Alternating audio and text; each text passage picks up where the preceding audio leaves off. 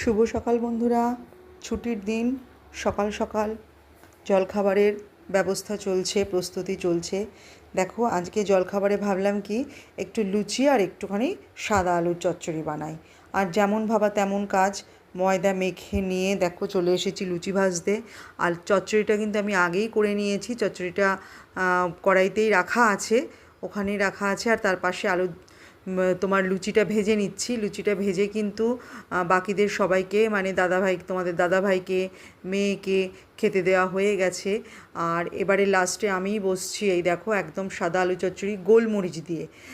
আমার তো মনে হয় যে এটা আমার যেমন প্রিয় খাবার, মানে ছোট বড় প্রত্যেকেরই না এই মানে সাদা আলুর চচ্চড়ি আর লুচি, এটার প্রতি একটা মানে আলাদা রকমেরই টান আছে।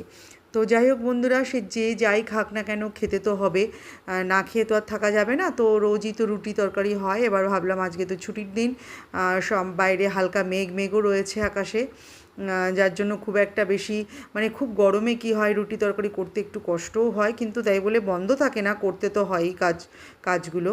তো যাক, আমরা এটা এবার খাওয়া দাওয়া করি বন্ধুরা, তোমরাও খাওয়া দাওয়া করো।